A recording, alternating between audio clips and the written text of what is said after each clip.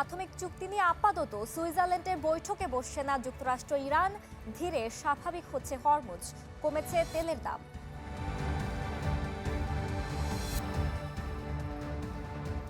আমন্ত্রণ world news টুডেতে, সাথে আছি আমি জান্নাতুল বুশরা। ইরান চুক্তি নিয়ে উচ্চ পর্যায়ের আলোচনা শুরু করতে যুক্তরাষ্ট্রের প্রয়াস শুরুতেই হোঁচট খেয়েছে। সুইজারল্যান্ডে দুই দেশের পুনর্নির্ধারিত বৈঠক আজ অনুষ্ঠিত হচ্ছে না। শেষ মুহূর্তে মার্কিন ভাইস প্রেসিডেন্টের সুইজারল্যান্ড সফর স্থগিত করা হয়। তবে তেহরান ওয়াশিংটনের প্রাথমিক চুক্তির পর ধীরে স্বাভাবিক হচ্ছে হরমুজ প্রণালী। আন্তর্জাতিক বাজারেও কমেছে তেলের দাম। কথা ছিল সুইজারল্যান্ডের ছোট্ট পাহাড়ি গ্রাম আব্বুরগেনে বৈঠকে বসবে ইরান ও যুক্তরাষ্ট্রের উচ্চ পর্যায়ের প্রতিনিধিরা, যেখানে আলোচনা হবে ডিজিটালি সই হওয়া প্রাথমিক শান্তি চুক্তি নিয়ে। কিন্তু তা হলো না। বৃহস্পতিবার সন্ধ্যায় হঠাৎ করে মার্কিন ভাইস প্রেসিডেন্ট জেডি ভ্যান্সের সুইজারল্যান্ড সফর স্থগিত করে হোয়াইট হাউস। জানানো হয়, প্রেসিডেন্ট ডোনাল্ড ট্রাম্পের পক্ষ থেকে আলোচনার পরিকল্পনা চূড়ান্ত করা সম্ভব হয়নি। ফলে আপাতত ওয়াশিংটনেই থাকছেন ভ্যান্স। জানান, কারিগরি আলোচনা সপ্তাহান্তে শুরু হতে পারে। এর কিছুক্ষণ পরই ইরানের সর্বোচ্চ নেতা আয়াতুল্লাহ মোস্তফা খামেনি রাষ্ট্রীয় গণমাধ্যমে প্রচারিত এক সংক্ষিপ্ত বিবৃতিতে যুক্তরাষ্ট্রের সঙ্গে সরাসরি আলোচনার প্রতি সমর্থন জানান। তার বক্তব্যে ইরানের নেতৃত্বের জন্য আলোচনার পথ উন্মুক্ত করার ইঙ্গিত হিসেবে দেখা হচ্ছে। খামেনি বলেন, মুখোমুখি আলোচনা মানে এই নয় যে শত্রুপক্ষের মতামত মেনে নিচ্ছে ইরান। সদ্য সই হওয়া প্রাথমিক চুক্তির মাধ্যমে আগামী ৬০ দিনের মধ্যে পারমাণবিক কর্মসূচি নিয়ে একটি স্থায়ী সমঝোতায় পৌঁছাতে চায় ওয়াশিংটন তেহরান। একই সঙ্গে যুদ্ধ শুরুর আগের অবস্থায় হরমুজ প্রণালীর মাধ্যমে তেল পরিবহন স্বাভাবিক করার লক্ষ্য এতে অন্তর্ভুক্ত রয়েছে। এরই মধ্যে আবার প্রাণ ফিরতে শুরু করেছে হরমুজ প্রণালীতে। ওমান উপকূলের ফুটেজে দেখা যায় ধীরে ধীরে এগিয়ে যাচ্ছে বিশাল বাণিজ্যিক জাহাজ। কয়েক সপ্তাহ আগেও যেখানে যুদ্ধের আতঙ্কে প্রায় জনশূন্য ছিল সমুদ্রপথ, এখন সেখানে ফিরছে আন্তর্জাতিক বাণিজ্যিক স্পন্দন। বিশ্বের জ্বালানি সরবরাহের অন্যতম প্রধান এই পথ খুলে যাওয়ায় স্বস্তি ফিরতে শুরু করেছে বাজারেও। কিন্তু শান্তির এই ছবির পাশে রয়েছে আরেক বাস্তবতা। সমঝোতা স্মারকে যুদ্ধবন্ধের কথা বলা হলেও দক্ষিণ লেবানন নতুন করে হামলা চালিয়েছে ইসরায়েল। লেবাননের রাষ্ট্রীয় বার্তা সংস্থার তথ্য অনুযায়ী এসব হামলায় অন্তত ১৬ জন নিহত হয়েছেন। ইসরায়েলের দাবি, হিজবুল্লাহর কথিত যুদ্ধবিরতির লঙ্ঘনের জবাব দিতেই এসব অভিযান। ঋতু সাহা, চ্যানেল 24। যুক্তরাষ্ট্রের সাথে আলোচনায় তেহরানের বড় চাওয়া বিদেশে আটকে থাকা তহবিল পুনরুদ্ধার। ওয়াল স্ট্রিট জার্নালের প্রতিবেদন বলছে, ইরানে আটকে থাকা সম্পদের পরিমাণ ১০০ বিলিয়ন ডলারেরও বেশি, যার সিংহভাগই চীনে। দীর্ঘদিনের মার্কিন নিষেধাজ্ঞা ও আন্তর্জাতিক ব্যাংকিং ব্যবস্থা থেকে বিচ্ছিন্নতার কারণে এসব অর্থ ফেরত আনতে পারছে না দেশটি। এতে খাদের কিনারে থাকা অর্থনীতির ভবিষ্যৎ নিয়ে তৈরি হয়েছে সংশয়। দীর্ঘদিনের মার্কিন নিষেধাজ্ঞা, তীব্র মূল্যস্ফীতি ও আন্তর্জাতিক অঙ্গনে বিচ্ছিন্নতার কারণে বিপর্যস্ত অর্থনীতি পুনরুদ্ধারে মরিয়া ইরান। দেশটির অন্যতম প্রধান লক্ষ্য এখন বিদেশের বিভিন্ন ব্যাংকে আটকে থাকা নিজেদের বিপুল পরিমাণ সম্পদ উদ্ধার করা। ওয়াল স্ট্রিট জার্নালের প্রতিবেদন বলছে, বিভিন্ন দেশে ইরানের প্রায় ১০,০০০ কোটি ডলারের বেশি সম্পদ আটকে আছে, যার সিংহভাগই চীনে। বছরের পর বছর তেল বিক্রির অর্থ হিসেবে সেখানে ২০ থেকে ৫০ বিলিয়ন ডলার জমা হয়েছে বলে ধারণা করা হয়। এছাড়া বিদ্যুৎ ও প্রাকৃতিক গ্যাস বিক্রির প্রায় ১০ থেকে ১৫ বিলিয়ন ডলার ইরাকের ব্যাংকে আটকে আছে। এশিয়ার দেশ ভারত ও দক্ষিণ কোরিয়ায় প্রায় ৭ বিলিয়ন ডলার করে ইরানের অর্থ আটকা পড়ে আছে বলে প্রতিবেদনে জানানো হয়।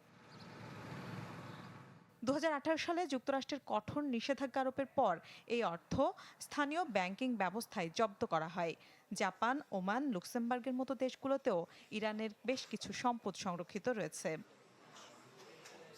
ইরানের অর্থনীতির প্রধান চালিকা শক্তি তেল, গ্যাস ও বিদ্যুৎ রপ্তানি। কিন্তু মার্কিন নিষেধাজ্ঞার কারণে আন্তর্জাতিক ব্যাংকিং ব্যবস্থা সুইফট থেকে ইরান বিচ্ছিন্ন থাকায় এই বিক্রয়লব্ধ অর্থ সরাসরি তেহরানে পৌঁছাতে পারছে না। অনেক ক্ষেত্রেই অর্থ মার্কিন ডলারের পরিবর্তে স্থানীয় মুদ্রায় রাখা হয়েছে, যা কেবল খাদ্য ও ওষুধ সহ মানবিক পণ্য আমদানির ক্ষেত্রে ব্যবহারের সীমাবদ্ধতা রয়েছে। যুক্তরাষ্ট্রের সাথে সম্প্রতি যুদ্ধবিরতির প্রাথমিক চুক্তি স্বাক্ষরের পর সম্পদ ফেরাতে বিষয়টি নতুন মাত্রা পেয়েছে। ইরান চাচ্ছে কমপক্ষে $24 বিলিয়ন ধাপে ধাপে ছাড় করিয়ে নিতে। এর মাধ্যমে তেহরান তাদের স্থানীয় মুদ্রার মান স্থিতিশীল করা, আমদানি ব্যয় মেটানো এবং ক্ষতিগ্রস্ত অর্থনীতিকে পুনরুজ্জীবিত করতে চাচ্ছে। এই অর্থের প্রবাহ নিশ্চিত করা সম্ভব হলে দেশটির অর্থনীতির চাকা আবারও সচল হতে পারে বলে মনে করছেন বিশ্লেষকরা। মিলা খন্দকার, চ্যানেল 24। হরমুজ সংকটে সিরিয়া হয়ে তেল রপ্তানির পথে ইরাক। ইরান যুদ্ধের প্রভাবে হরমুজ প্রণালীতে জাহাজ চলাচল ব্যাহত হওয়ায় এবার সিরিয়ার ভূমধ্যসাগরীয় বন্দর ব্যবহার করে অপরিশোধিত তেল ও নেফথা রপ্তানির প্রস্তুতি নিচ্ছে দেশটি। এতে নতুন করে আয়ের সুযোগ তৈরি হচ্ছে যুদ্ধবিধ্বস্ত সিরিয়ার জন্য। হরমুজ প্রণালীতে বাণিজ্যিক জাহাজ চলাচল পুরোপুরি শুরু হতে আরও বেশ খানিকটা সময় লেগে যেতে পারে। উপসাগরীয় অঞ্চলের এই প্রধান তেল রপ্তানি পথ যখন প্রায় অচল, তখন নতুন কৌশল অবলম্বন করছে ইরাক। উপসাগরীয় রুটের উপর নির্ভরতা কমিয়ে সিরিয়ার বানিয়াস বন্দর ব্যবহার করে তেল ও জ্বালানি পণ্য রপ্তানি বাড়ানোর পরিকল্পনা করছে বাগদাদ। এরই মধ্যে এপ্রিল থেকে ট্রাকে করে ইরাকি জ্বালানি তেল সিরিয়া হয়ে বানিয়াস বন্দরে পাঠানো হচ্ছে। সেখান থেকে তা আফ্রিকা ও ইউরোপের বিভিন্ন দেশে রপ্তানি করা হচ্ছে। ইরাকের তেল মন্ত্রণালয় বলছে, যুদ্ধ শেষ হলেও এই বিকল্প রুট চালু থাকবে, কারণ ভবিষ্যতে কোনো একক রপ্তানি পথের ওপর নির্ভরশীল থাকতে চায় না দেশটি। সিরিয়ার ভূখণ্ড ব্যবহার করে তেল রপ্তানির পথ সম্প্রসারণকে সর্বোচ্চ গুরুত্ব দিচ্ছে ইরাক। বর্তমানে প্রতিদিন প্রায় 36 লাখ ব্যারেল তেল রপ্তানি করে ইরাক। যুদ্ধের আগে যার অধিকাংশই যেত বসরার দক্ষিণাঞ্চলীয় টার্মিনাল দিয়ে। কিন্তু হরমুজ প্রণালীতে অস্থিরতা তৈরি হওয়ার পর বিকল্প পথের প্রয়োজনীয়তা স্পষ্ট হয়ে ওঠে। সিরিয়াও দ্রুত প্রস্তুতি নিচ্ছে। এরই মধ্যে বানিয়াস বন্দরে নতুন আনলোডিং জোন, সংরক্ষণাগার এবং অন্যান্য অবকাঠামো নির্মাণ কাজ শুরু হয়ে গেছে। সিরিয়া হয়ে এই পথে রপ্তানি হওয়া অপরিশোধিত তেলের প্রাথমিক লক্ষ্যমাত্রা নির্ধারণ করা হয়েছে প্রতিদিন প্রায় 50,000 ব্যারেল। আগামী জুলাইয়ের শুরুতেই এই কার্যক্রম শুরু হতে পারে। তবে পুরো প্রক্রিয়াটি বেশ জটিল। বছরের পর বছর যুদ্ধের কারণে ক্ষতিগ্রস্ত হয়েছে সিরিয়ার মহাসড়ক। বহু সড়কেই দেখা যাচ্ছে দীর্ঘ ট্যাঙ্কারের সারি। তবুও বিকল্প পথে তেল রপ্তানির এই উদ্যোগকে কৌশলগতভাবে গুরুত্বপূর্ণ মনে করছেন বিশ্লেষকরা। একদিকে ইরাক পাচ্ছে বিকল্প রপ্তানি পথ, অন্যদিকে ট্রানজিট ফি ও বন্দর কার্যক্রম থেকে নতুন আয় করছে সিরিয়া। দুই দিক থেকে ইতিবাচক প্রভাব ফেলছে এই উদ্যোগ। হরমুজ সংকট মধ্যপ্রাচ্যের জ্বালানি মানচিত্রে নতুন বাস্তবতা তৈরি করেছে। আর সেই বাস্তবতায় ইরাক ও সিরিয়া এখন গড়ে তুলছে একটি নতুন জ্বালানি করিডোর। মার্জিয়া শ্রেয়া, চ্যানেল 24। এজেন্সির প্রলোভনে দক্ষিণ কোরিয়ায় উচ্চশিক্ষার জন্য গিয়ে বিপাকে বহু বাংলাদেশের শিক্ষার্থী। কোরিয়ান কিংবা ইংরেজি ভাষায় দক্ষতা অর্জন না করেই দেশটিতে যাওয়ায় কাজ পাচ্ছেন না অনেকে। টিউশন ফি জোগাড়ের রেসে নেমে নিয়ম অমান্য করে কাজ করছেন অনেক বিদেশি শিক্ষার্থী। এতে পড়তে হচ্ছে ইমিগ্রেশনের অভিযানের মুখে। মাহমুদুল হাসান ইজাজের তথ্য ছবিতে দেখুন ডেস্ক রিপোর্ট। দক্ষিণ কোরিয়ার বিশ্ববিদ্যালয়গুলোতে প্রতিনিয়ত বাড়ছে বিদেশি শিক্ষার্থীর সংখ্যা। বাংলাদেশ সহ বেশ কিছু দেশের শিক্ষার্থীরা গেল কয়েক বছর ধরে উচ্চশিক্ষার জন্য ঝুঁকছেন দক্ষিণ কোরিয়ায়। তবে এজেন্সি কিংবা দালাল চক্রের প্রলোভনে সমৃদ্ধ ভবিষ্যৎ গড়ার আশায় দেশটিতে গিয়ে বিপাকে পড়ছেন অনেকে। শুরুতেই ভাষা, শিক্ষা ও জীবনযাত্রার ধরন নিয়ে বেগ পেতে হয় সদ্য আসা শিক্ষার্থীদের। এজেন্সিগুলো সহজে চাকরি, নানা সুযোগ সুবিধা আর দ্রুত কেরিয়ার গড়ার প্রলোভন দেখালেও বাস্তব চিত্র ভিন্ন। কোরিয়ান ভাষা না জানায় পার্ট টাইম চাকরির সুবিধা দক্ষিণ কোরিয়ায় যেন সোনার হরিণ। বিশ্ববিদ্যালয়ের ক্লাস কিংবা দৈনন্দিন কাজেও বাধার মুখে পড়ে ভাষা দক্ষতা না থাকার কারণে। প্রচুর বাংলাদেশি স্টুডেন্ট বর্তমান সময়ে আসছে, কারণ এই ক্ষেত্রে এজেন্সিগুলো খুব অ্যাগ্রেসিভলি স্টুডেন্ট রিক্রুট করতেছে। ইভেন উইদাউট আইএলসে তারা একটা বড় পরিমাণে সার্ভিস চার্জ নিয়ে কিন্তু স্টুডেন্টদের খুব অ্যাগ্রেসিভলি রিক্রুট করতেছে সাউথ কোরিয়ার যে ইউনিভার্সিটিগুলোতে। তো তো সেক্ষেত্রে এমন অনেক স্টুডেন্ট আছে যারা হলো ভালো করে ইংরেজিতেও কমিউনিকেশন করতে পারে না, ইভেন তারা তো কোরিয়ান ল্যাঙ্গুয়েজ জানেই না। এরকম অনেক স্টুডেন্ট কিন্তু বর্তমান সময়ে দক্ষিণ কোরিয়াতে আসতেছে এবং তারা কিন্তু প্রথমে যে ধাক্কাটা খাচ্ছে সেটা হলো জব পাওয়ার ক্ষেত্রে। অনেক শিক্ষার্থীর জন্যই মরার ওপর খাড়ার ঘা হয়ে দাঁড়ায় ভিসা সংক্রান্ত জটিলতা। 2025 সালে বুসানের বিশ্ববিদ্যালয়গুলোতে ভর্তি হওয়া আন্তর্জাতিক শিক্ষার্থীদের প্রায় 1/3 ভিসা জটিলতার মুখে পড়েছে, যে কারণে সময়মতো ক্লাস শুরু করতে পারেনি বিদেশি শিক্ষার্থীদের বড় একটি অংশ। দিন দিন বাড়তে থাকা টিউশন ফির বোঝা বয়ে বেড়াতে গিয়ে নাভিশ্বাস অবস্থা অনেক শিক্ষার্থীর। সময়মতো অর্থ জোগাড় করতে না পেরে অনেকেই বাদ দেন লেখাপড়া। নানা প্রতিকূলতার মুখে পড়ে কেউ কেউ দক্ষিণ কোরিয়া থেকে ইউরোপে পাড়ি দেওয়ার চেষ্টায় থাকেন। তো স্টুডেন্টরা যেহেতু লোন করে আসে, এজেন্সি বিভিন্ন চাপে পড়ে আসে, মিথ্যা প্রলোভন দেখে আসে, তাদের অনেকেরই উদ্দেশ্য থাকে টাকা ইনকাম করা। তো এই অবস্থায় সাউথ কোরিয়াতে বর্তমানে একটি বিশাল কমপ্লেক্স সিচুয়েশন হয়ে দাঁড়াইছে। যদি সিচুয়েশন এইভাবে চলে, ইলিগেলি কাজ যদি স্টুডেন্টরা করে, ইমিগ্রেশন যদি দরপাকড় করে, তাহলে কিন্তু একটা পর্যায়ে বাংলাদেশি স্টুডেন্টদের জন্য সাউথ কোরিয়া আসা খুব কঠিন হয়ে দাঁড়াবে। এমন অবস্থায় দেশটিতে থাকা বাংলাদেশি শিক্ষার্থীদের পরামর্শ, চূড়ান্ত সিদ্ধান্ত নেওয়ার আগে পর্যাপ্ত যাচাই বাছাই করা, সেই সাথে এজেন্সিগুলোর কার্যক্রম আইন শৃঙ্খলা বাহিনীর নজরদারির আওতায় আনার আহ্বান তাদের। Desk report, channel 24। ইতালির নতুন অভিবাসন নীতি ও আশ্রয় প্রক্রিয়া নিয়ে সামাজিক যোগাযোগ মাধ্যমে ছড়িয়ে পড়েছে বিভ্রান্তিকর সব তথ্য। কিছু পোস্টে দাবি করা হচ্ছে 12 জুন থেকে ইতালিতে প্রবেশকারী সব অভিবাসীকে বাধ্যতামূলকভাবে আটক করা হবে। সেই সাথে আশ্রয় আবেদনকারীদের দেওয়া হবে না আইনি সহায়তা। তবে অভিবাসন আইন বিশেষজ্ঞরা বলছেন এসব দাবির অধিকাংশেরই যথাযথ ভিত্তি নেই। অসম্পূর্ণ তথ্য প্রচার করছে একটি গোষ্ঠী। বিস্তারিত জানাতে ইতালি থেকে যুক্ত হচ্ছেন সহকর্মী সজীব আহমেদ রিয়ন। সামাজিক যোগাযোগ মাধ্যমে বিভিন্ন ধরনের বিভ্রান্তিকর তথ্য ছড়িয়ে পড়ছে। আসলে প্রকৃতপক্ষে অভিবাসন নীতির যে নতুন মাধ্যমটা দেখা দিয়েছে, সেখানে কি জানাতে চেয়েছে তারা? আপনাকে ধন্যবাদ।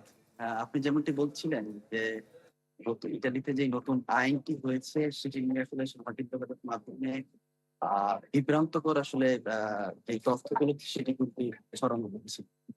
মূলত আসলে এগুলো কিছু ফেসবুক ব্লগার যারা আছে তারা এগুলো ছড়িয়ে দিচ্ছে মানুষের, বিশেষ করে প্রবাসী বাংলাদেশী যারা আছে তাদের ভিতরে একটি আতঙ্ক সৃষ্টি করার জন্য। আর তারা যেই ভুলটি আসলে প্রচার করছে সেটি হচ্ছে যে ইতালিতে যারা অবৈধভাবে আসবে তাদেরকে তাৎক্ষণিকভাবে আটক করা হবে বা তাদেরকে দেশে পাঠিয়ে দেওয়া হবে। আসলে বিষয়টি আসলে এরকম না। সত্য ঘটনা হচ্ছে যে ইতালিতে যারা প্রবেশ করবে তাদেরকে আসলে তারা মূলত ইতালিতে আসার পরে তাদের আইনি প্রক্রিয়াগুলো আসলে বাছাই করা হবে এবং তাদের যাচাই বাছাই করার পরে কিন্তু মূলত তাদেরকে এই ইউরোপিয়ান যে আইনটি আছে এই আইনের মাধ্যমেই তাদেরকে যাচাই বাছাই করে কিন্তু বাংলাদেশে হোক এবং যে দেশে ডাবলিং তাদের ছিল সেই দেশে তাদের কিন্তু পাঠিয়ে দেওয়া হবে। কিন্তু কিছু ব্লগার বা ইউটিউবার যারা আছে তারা কিন্তু এটি প্রবাসী বাংলাদেশিদের মাঝে কিন্তু একটি আতঙ্ক সৃষ্টি করে দিয়েছে ইতিমধ্যেই। এবং যারা মানবিক সংগঠন যেগুলো আছে তারা কিন্তু এই বিষয়টি নিয়ে সতর্ক ভাবে সকলকে সতর্ক থাকার জন্য তাদেরকে সকলকে জানিয়েছে যাতে কেউ যাতে এই ধরনের বিভ্রান্তকর তথ্য যাতে আসলে কেউ না ছড়ায় এবং এই ধরনের তথ্যগুলো কেউ যাতে আসলে বিশ্বাস না করে। বাংলা কমিউনিটি যারা নেতৃবৃন্দ আছে তারাও কিন্তু এই সতর্ক জানিয়েছে। রিয়ন, আপনাকে ধন্যবাদ। ইতালি প্রবাসীদের খবর জানাচ্ছিলেন আমাদের সহকর্মী। মেসির বাবার মৃত্যুর ভুয়া খবর ছড়িয়ে পড়েছে আর্জেন্টিনায়, সেটি আবার টেলিভিশনের সরাসরি অনুষ্ঠানে। সামাজিক যোগাযোগ মাধ্যমে পুরো বিশ্বেই খবর হয়েছে। গুজব ঠেকাতে বিবৃতি দিতে হয়েছে মেসির পরিবারকে। অসুস্থ থাকলেও দ্রুত সুস্থ হয়ে উঠছেন বলে জানানো হয়েছে সেই বিবৃতিতে। প্রথম ম্যাচে প্রথম গোলের পর কেন কেঁদেছিলেন মেসি? ম্যাচ শেষে বলেছিলেন ফুটবলীয় কোনো কারণে নয়, ফুটবলের বাইরে কঠিন সময় পার করছেন, সেটাই আবেগতাড়িত করেছে তাকে। আর্জেন্টিনায় মেসির বাবার মৃত্যুর খবর রটে গিয়েছিল, যার শুরুটা হয়েছিল আর্জেন্টিনার লুজো টিভির মর্নিং শোতে উপস্থাপক ফ্লোরেন্সিয়া পেনা যখন এই খবর পড়ে শোনান। তবে পরে অবশ্য টেলিভিশনটি ভুল নিউজ বলে তা স্বীকার করে নিয়েছে। সামাজিক যোগাযোগ মাধ্যমে ছড়িয়ে পড়া এসব খবর ঠেকাতে এবার পরিবারের পক্ষ থেকে এলো বিবৃতি। হোর্হে মেসি বর্তমানে চিকিৎসকদের তত্ত্বাবধানে রয়েছেন, সুস্থতার পথে আছেন এবং তার অবস্থার উন্নতি হচ্ছে। শুধু ধারণা করে একজনের শারীরিক অবস্থা মিডিয়ার সামনে তুলে ধরা দায়িত্বজ্ঞানহীন কাজ।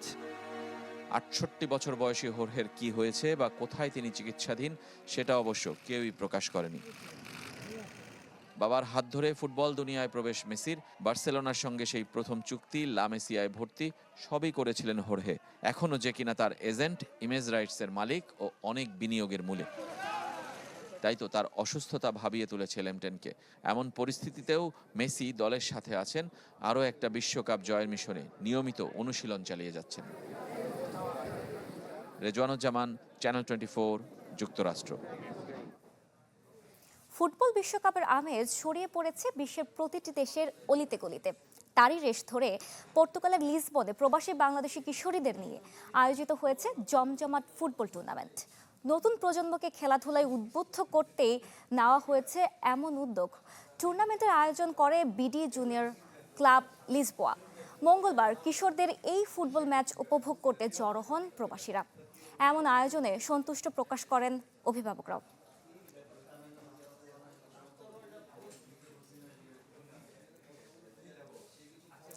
বিশ্বকাপের মহোৎসবে নিউ ইয়র্ক ও নিউ জার্সির মেট লাইফ স্টেডিয়াম যখন অন্যতম প্রধান ভেন্যু, তখন মাঠের বাইরের উন্মাদনার কেন্দ্রবিন্দু ঐতিহাসিক টাইমস স্কয়ার। বিশালাকার সব বিলবোর্ডের চোখ ধাঁধানো আলোর নিচে প্রতিদিন জড়ো হচ্ছেন বিশ্বের বিভিন্ন প্রান্ত থেকে আসা ফুটবল প্রেমীরা। নিজ নিজ দলের জয় পরাজয়ে দেখা যাচ্ছে উল্লাস, উদযাপন আর হতাশার দৃশ্য। যুক্তরাষ্ট্র থেকে সিদ্দিকুর রহমান সুমনের তথ্য ছবিতে দেখুন ডেস্ক রিপোর্ট। ফুটবল জোয়ারে মেতেছে বিশ্ব। ভাষা, সংস্কৃতি আর ভৌগোলিক দূরত্বের সব সীমারেখা যেন মুছে দিয়েছে এই খেলা। তারই রেশ ধরে নতুন রূপে সেজেছে নিউ ইয়র্কের টাইমস স্কয়ার। প্রিয় দলের ম্যাচ উপভোগ করতে নিউ ইয়র্কের চত্বরে জড়ো হন হাজারো সমর্থক। নিজ নিজ দেশের পতাকা, জার্সি আর স্লোগানে মুখর করে তোলেন বিশ্বের রাজধানী খ্যাত টাইমস স্কয়ার। ম্যাচের আগে উত্তেজনা, ম্যাচ শেষে আনন্দ কিংবা হতাশা, সব অনুভূতির দেখা মেলে এখানে। উল্লাস উদযাপনের ধরন একে পরিণত করেছে এক মিনি স্টেডিয়ামে। They're doing well, aren't they? So I'm very happy for now. But yeah, it's good. Gets everyone together, so it's really good. Playing football in Times Square, and I have to say yes, it's the first time experiencing the World Cup ever in a host nation. My team that I support is Ronaldo in Portugal, but every other country I'm going to represent, every Muslim country I'm going to represent, and that's why I'm out here wearing Morocco. ফ্রান্সের সমর্থকরা স্বপ্ন দেখছেন আবারও champion হওয়ার। স্বাগতিক হিসেবে চমক দেখাবে যুক্তরাষ্ট্র এবং মেক্সিকো। স্কটল্যান্ড লড়াই করে এগিয়ে যাবে অনেক দূর, এমনটাই মনে করে দলগুলোর সমর্থকরা। বিশ্বকাপে মুসলিম দেশগুলোর অংশগ্রহণে যেমন আনন্দিত অনেক সমর্থক, তেমনি 4 বারের বিশ্ব চ্যাম্পিয়ন ইতালির অনুপস্থিতিতেও হতাশা অনেকের মনে। বাংলাদেশে ব্রাজিল আর আর্জেন্টিনার সমর্থকদের পাগলামির খবর পৌঁছে গেছে টাইমস স্কয়ারেও, যাদের প্রতি ধন্যবাদ জানাতে কার্পণ্য নেই নেইমার আর মেসির দেশের নাগরিকদের। Thank you, Bangladesh. Thank you for all your support. Brazil love you too. Yeah, let's go Brazil. Thank you, Bangladesh. Thank you for supporting Argentina. Thank you. Thank you so much. Thank you, Bangladesh. Thank you for supporting Brazil. Vamos. Bye, Brazil. Bye Brazil. For all your support. Let's go, Bangladesh. We got this. Love you. তবে এনবিএর ফাইনালে এবং Argentina Algeria ম্যাচে Times স্কয়ারে অপ্রীতিকর ঘটনার কারণে বাড়তি নিরাপত্তা ব্যবস্থা গ্রহণ করেছে নিউ ইয়র্ক পুলিশ ডিপার্টমেন্ট। ফুটবলকে কেন্দ্র করে বর্ণ, ভাষা ও সীমান্তের বিভাজন পেরিয়ে বৈশ্বিক ঐক্যের প্রতীক হয়ে উঠেছে নিউ ইয়র্কের টাইমস স্কয়ার। বিশ্বকাপ যত এগোবে ততই বাড়বে এই মিনি স্টেডিয়ামের আবেদন, এমনটাই প্রত্যাশা করছেন ফুটবল প্রেমীরা। Desk report, channel 24।